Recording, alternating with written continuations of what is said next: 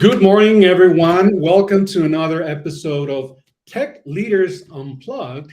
And I first of all, I want to thank Wade Erickson for joining me today and here as co-hosting the show. Thank Thank you, you. Wade, for Nice seeing accepting. everybody. Thank you. And we're gonna be speaking with Roei Ganzarski, who is our guest, and he's joining us as the CEO of Alitheon. Thank you, Roy, for joining us today in this edition of Tech Leaders Unplugged. Thank you for having me. It's a pleasure. Absolutely, we look forward to this conversation. And well, Roy, before we go anything, before we discuss today's topic, which is rather intriguing and interesting to say the least, we're going to be talking about unmasking the shadows. So I'm going to let you explain to us why you chose this particular topic, okay? And of course, how optical AI slays counterfeits and gray markets. So that's today's topic. Roy, thank you for coming up with it. And but before we go there, tell us a little bit about you and of course Alitheon. Let's start there. Welcome to the show. Thank you very much. I'm Roei Ganzarski. I'm the CEO of Alitheon, originally from Israel, moved to the United States 26 years ago to go to the University of Washington and never left. Uh, Wife and kids are now here, and we call this home. Alitheon was started in 2017 to solve four main problems that we were seeing in industry. The two are we're going to be talking about today, counterfeits and gray markets. The other two are human error based on misidentification of items. There have been a lot of too many planes, cars, helicopters crash and have accidents and kill people because the wrong part was installed in the aircraft, the helicopter, or the car. And then finally, serialization or traceability of items. Where are my items in the factory, in the supply chain? Are they the right items, etc.? So we were created to solve those four problems, with the impetus being a conversation with a coin collector who said, all these coins look alike. Some are graded better than others, some are worth more than others, although they all may be real, some may be fake. How do I know as a coin collector? I can look at them, I can check, but how do I really know that my coin is the one that is the real coin, is the expensive coin, is a valuable coin? And when someone takes a look at it and gives it back to me, how do I know they gave me back my coin? Now, yes, you could say collectors put things in envelopes and stickers on them, etc. But the coin itself, how do you know? And that's what led to the whole idea of starting Alitheon. Right. Thank you so much, Roy. We appreciate it. And now let's talk a little bit about today's topic, if we may. We're going to be talking about unmasking the shadows, how optical AI slays counterfeits and gray markets. The first question that I would have for you, Roy, is why did you choose this particular topic and why did you feel it was relevant for today's day and age? Can you explain to us a little bit about that, please? Yeah, the issue of counterfeits and gray markets, when people hear those words, the first thing they think about, we even had that conversation or the comment pre this recording, is Louis Vuitton bags and Rolex watches. Those are the things people think about. They get faked, and a lot of people think, who cares? Louis Vuitton, they're rich. Rolex, they have a lot of money. Who cares if they fake their items? We look at way beyond that. The topic of counterfeits and gray markets today, according to the International Chamber of Commerce, is around a $3 trillion problem annually. $3 trillion. Now, that's not just Louis Vuitton bags and Rolex watches. That's fake brake pads that go on cars, fake airbags and seatbelts that go on cars, fake and gray market parts that go on planes, fake medicine. Gilead, the creator of one of the world's most prevalent HIV medicine, announced recently that they found millions of counterfeit HIV medicine, counterfeit parts or counterfeit elements that go into medical surgeries. So we're talking about way more than just the bag and the watch, things that actually risk people's lives. And people need to understand that counterfeits and gray markets are here, they are prevalent. They are not only dangerous financially, but they're dangerous to our health. Think of a fake face cream. People might say, what's the big deal? I bought a cheaper face cream that just says whoever, L'Oreal, Olay, I don't know, whatever face creams are used. But imagine what's in those fake face creams. What does it do to you and to your skin when you put it on? Maybe you only see the effects of that a year, 2, 3 later when it does something to your skin and you start to melt like those guys in Indiana Jones. Right? Who knows what these things will do? But people don't think much about it. They think of counterfeits, it's just cheaper, it's good for me. In fact, it could be really dangerous. That's why I think this topic is so important. Thank you so much again, Roy. Okay, well, questions are starting to pop up, but in my head. But Wade, do you have anything for Roy right now? Please. Yeah, so I've watched the videos, and a lot of this is dependent on cameras and taking pictures of the original item. I would imagine as it comes off the manufacturing floor. So you're generating tons and tons of pictures to be able to set that individualized stamp fingerprint, if you would. Can you tell me a little bit about the technology that's involved with that? I mean, obviously you have the image itself, but how does that get registered, shared, updated, those kind of things? Yeah, absolutely. So we, in a nutshell, fingerprint items. That's what we do.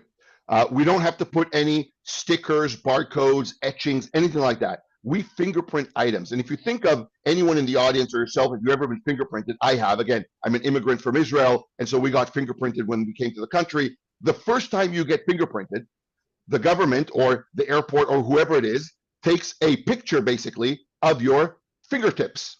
And that creates the digital file of your fingerprints, right? They're not actually keeping the picture of your fingerprint. That's irrelevant, or of your finger. It's the fingerprint itself that they keep. Then they have that on file. The next time I walk through an airport, let's say they find my fingerprints at a crime scene, not that they ever would, but let's say they found my fingerprints at a crime scene, the same thing would happen. They would lift those fingerprints, take an image of them, that would convert into a fingerprint file, and they would compare the two and say yes, no, etc. We do the same thing in essence. We take pictures of the items. We don't care about the picture itself, but from the picture, we're able to create the digital fingerprint of that item. We call it a feature print. How we do that is part of our IP and our secret sauce. But basically, in essence, every item made, especially mass-produced items, but any item made, has flaws in it of manufacturing. So the process of manufacturing is not equal and the same every time they make a product. The same machine pumping out these cups of coffee, one after the other, will make them a bit different. That's why the whole element of GD&T or tolerances exists in design or mechanical engineering. When this cup was designed, I had to use a very simplistic example. The engineer probably said, this cup has to be, 2 millimeters thick, plus minus a thousandth of a millimeter. Why? Because the machine can't make it exactly 2 millimeters every time. The second it made the first cup, the second one is already a bit different in terms of air temperature, pressure, tolerances within the bit itself that's maybe cutting or making the cup, etc. Minute differences. So the engineers will say, as long as it's within that band of 2 millimeters plus minus a thousandth, to use that example, the cup is okay because it will look the same to the people. It will perform the same from its performance and design characteristics. So that's good. So quality systems will basically say, I will check that you are within that band. And as long as you're within that band, you're good to go. We have found that we can see inside that band. And we can actually find all those little places where the manufacturing wasn't exactly the 2 millimeters. Now, there's no secret in that, right? Everyone knows that's how it works. Our strength, what Alitheon was able to find, is that we can find those without knowing that 2 millimeters was the required tolerance, or 2 millimeters plus minus a thousandth, without knowing that it's a cup, and without knowing or teaching the system anything. Moreover, we can do it with a standard camera, an iPhone 13 Pro camera, a standard off-the-shelf camera, no spectral imaging, no infrared lights, nothing. Standard cameras, and without knowing what the object is, we can find those aspects. So yes, what we do is, just like with human fingerprinting, imagine in a production line, every item that comes off the production line, we take a picture, one picture, with that standard off-the-shelf camera. You can do it manually, you can do it automatically, depending on your production line or your process. We take one picture. Our system immediately on the edge creates the digital fingerprint or the feature print from that. And then we don't need a picture anymore because the picture is irrelevant. We're not doing picture comparisons. We're doing feature print comparisons. Our feature print file is 200 to 400 kilobytes, as opposed to the image that might be 10 to 20 megabytes. So we don't take a lot of storage. The space to move it up and down the cloud is nothing. And so we compare feature prints. Then in the future, someone might pick up that product. Maybe it's at the end of the production line. Maybe it's in the supply chain somewhere. Maybe it's the inventory or warehouse that's shipping it out. Maybe it's the retailer. Maybe it's the consumer or user of it that's about to use it. Maybe it's a return of a product. And everyone wants to ask and answer the same set of questions. Is this what I ordered? Not only is it what I ordered, is it the real one? Is it the same one? And is it the right one? Is it the right cup for hot coffee? Again, to use this very oversimplistic question. Is it the cup of coffee that was shown to me when I did the order online? Or is it a similar cup, but not the one I actually ordered, et cetera, et cetera. And so today, most answers for those questions are done with multiple systems. With Alitheon, we have been able to do it with one. By fingerprinting or digitally fingerprinting, feature printing, these cups, watches, brake pads, etc., you're actually serializing them. And by serializing your products without having to touch them or mark them, you can fight counterfeits, because if I'm the manufacturer and I've fingerprinted all my products, anything that isn't fingerprinted, by definition, is a fake. I can fight gray market, because if someone's picked up my product and selling it illegally, either in a different market or, for example, in medicine, a huge gray market problem is expired medicine. People will pick up the expired medicine, bad people, erase the old date, print a new date, and sell it as new. Now, anti-counterfeit traditional systems won't work because it's not counterfeit. These are real pills, real bottles, real medicine, except they're expired. With our system, by fingerprinting it or serializing it, that problem goes away as well, because the second I take the second picture, it'll tell me this medicine was created by this company on this date. Here's the expiry. So forget what the box says, because anyone can trick the box data. Here's what the actual medicine is telling you the data is. So you can fight gray market. You can avoid human error. 4 screws may look exactly the same to you as a human being looking at them, but maybe they're coated with different materials. Maybe one is a left hand, right hand, and in the action of installing things, you don't notice. Take a picture of it, and it'll tell you, this is the right screw to put on this part of the aircraft. Don't put it on any other aircraft. So you can help avoid human error. And of course, you can then trace it, because if I can identify every single item, I can trace where it's been, where it's going, who's using it, etc. So tell me a little bit about, because obviously this is pictures taken at the manufacturing point, leaving, it's, pure, it's clean, no life to it, right? And tell me about the wear and tear process, how that might affect that over time, and then any other markings, like you said, how much of the new picture can be distorted from the original and still be valid to an identifier, 2 years, 3 years down the road? Yeah, that's a really good question. But let me counter that with, how about 25 years down the road?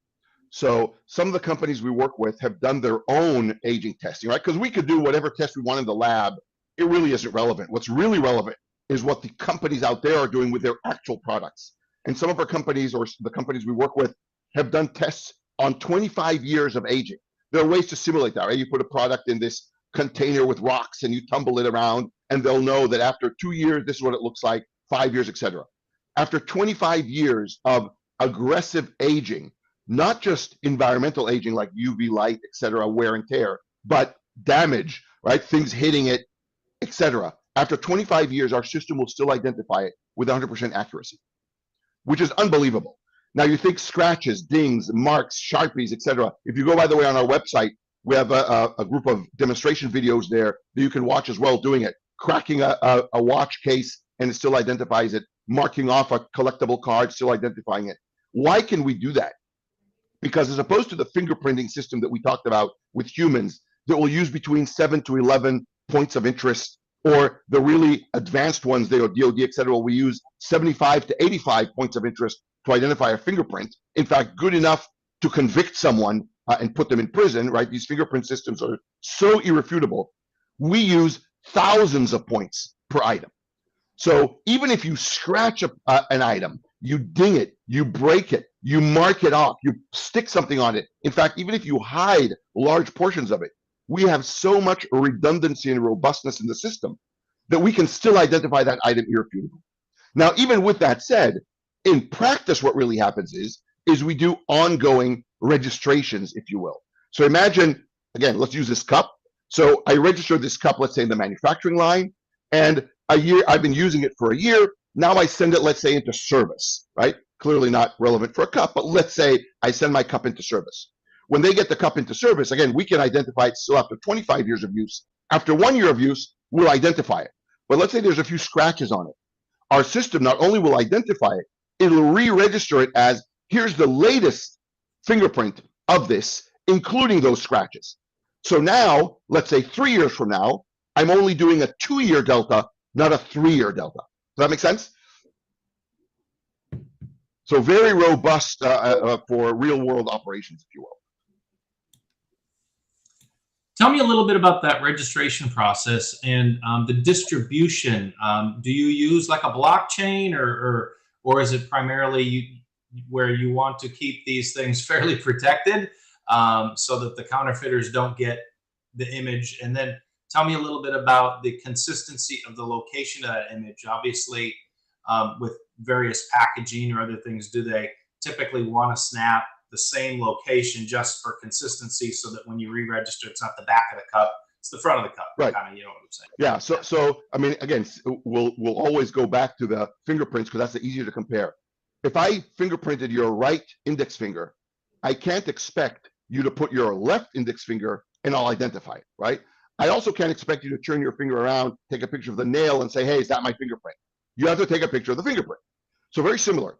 Customers need to know that they have to find a consistent place or take a picture of the entire item. Really depends on customer use. We have some customers that will take a picture of the entire item, the entire watch, the entire trading card, the entire sneaker. We have other customers who don't need to, or it's less practical. For example, a door panel on a car. The door panel is one piece of material. You don't really need to take a picture of the whole door to know that the door is what you think it is and to serialize it. So you take a picture of, let's say, the bottom left-hand side of the door.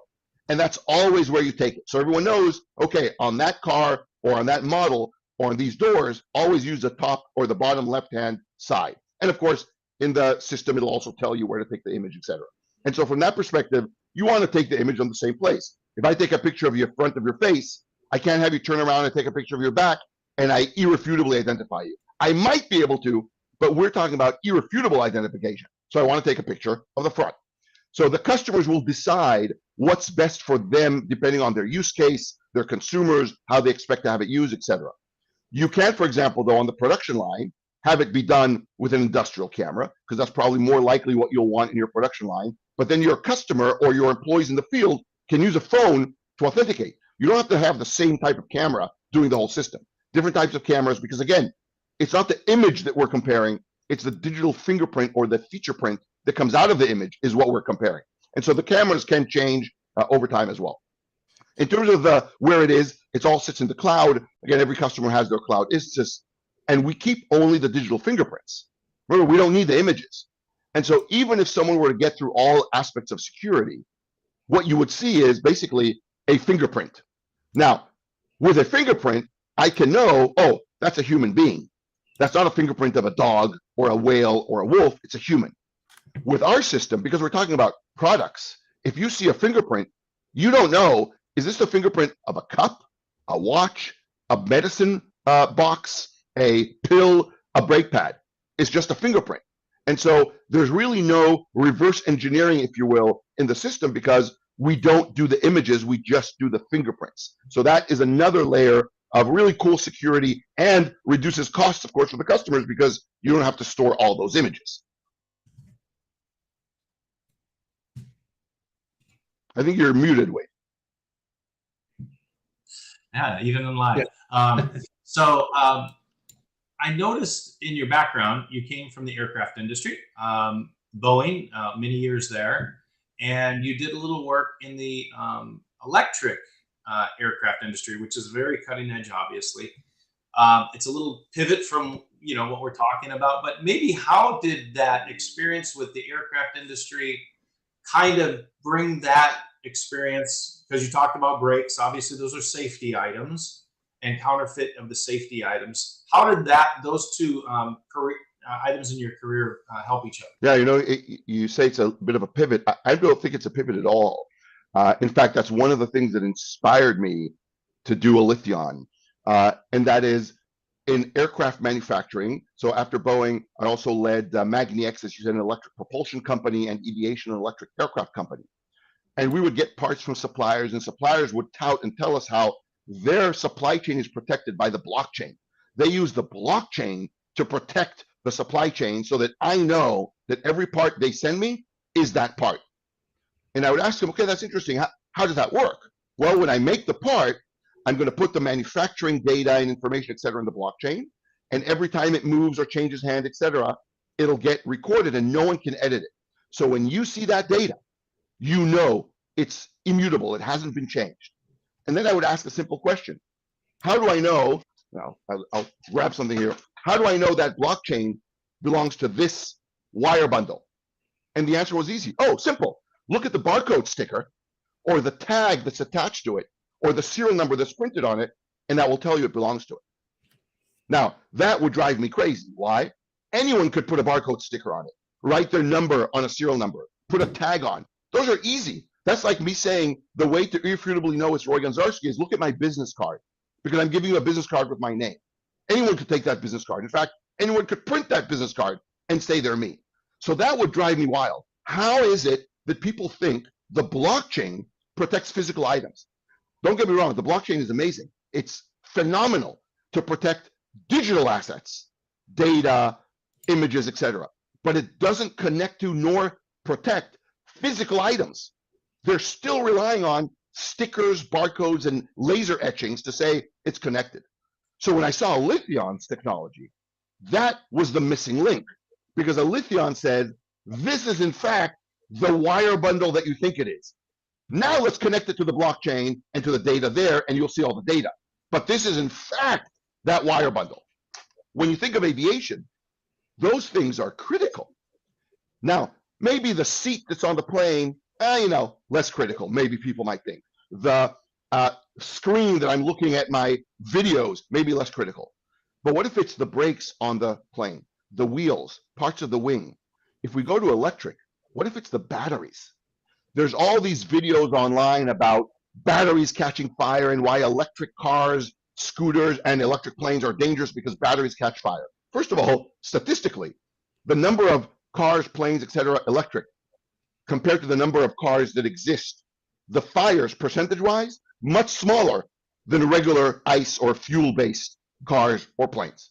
So people forget about that, but we're used to flying in gas planes or gas cars, and so no one thinks about it. Imagine an alien coming to Earth and saying, hey, how do you guys drive around here in this planet of yours? Oh, well, we get in this little aluminum tube, we fill it with the most combustible liquid we could find, and then we light that liquid and it propels us forward or in the air, etc. That alien would turn around and get out of this planet. But we think that's normal because we've come to rely on the various safety aspects that go into that. With batteries, it's going to be the same.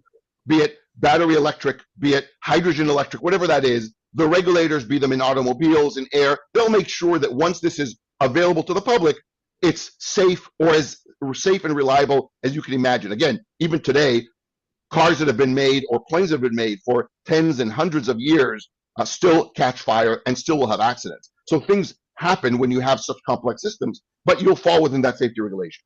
But as opposed to fuel, with batteries, there's an extra risk. There are thousands, tens of thousands, and sometimes hundreds of thousands of battery cells in these electric cars and definitely electric planes. One bad cell, not one bad battery pack, but one bad cell could create an environment that causes thermal runaway and then a fire. How do you know you don't have one fake battery, one used battery, one battery that's been abused and you don't want in your system? How do you know? They all look the same. They're in thousands. They all perform the same. What? Because again, there's a barcode sticker on them. They've already found counterfeit batteries in Europe with official logos and official CE approved stamps on them. Counterfeit batteries. Counterfeit batteries coming out of China are in the droves. Again, we're not talking about counterfeit batteries in some third world country. Here in the United States and in Western Europe, counterfeit batteries are prevalent. What happens when an electric car gets into an accident, let's say is totaled because of whatever reason? How do you know that battery pack or the cells in it don't make themselves back and find in some other retrofit of a car? How do you know? Today, most of the regulators, or most of the work the regulators look at, and most of the things that companies in the electric aviation space, including myself, by the way, when I was in that world, what we talked about was performance and safety. Oh, these batteries from this company, that company, they're safe. They go through this test. They go through that test. They can take you 100 miles, 500 miles. Everyone's talking about safety and performance. It's only today when I'm in this world that I say, great, that battery from that company may in fact have gone through all those tests and been certified. How do you know it's that battery? That scares me because we had no process to check that the batteries we were putting in our plane or batteries being put in a car, there is no process to say, so they're real batteries beyond, oh, look at the logo or the sticker that's on it. And that is so dangerous and so risky, that scares me. So we're focused on helping that aspect as well. So you can see clearly a tie between electric transportation and what we're doing here, which is how do we safeguard against not just counterfeits, but the wrong batteries being put in place, for example, or used batteries, because a used battery being put with a new pack of batteries could, again, create an unstable environment. Very good, very good. All right.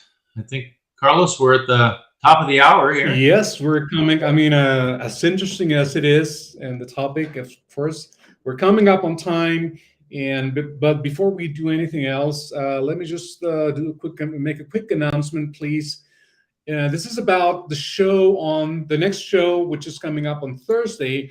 We are going to be speaking with Dustin Diaz, the Senior Director of Engineering at Duro. The topic is going to be PLM for disruptive hardware organizations, making timely decisions and moving with agility.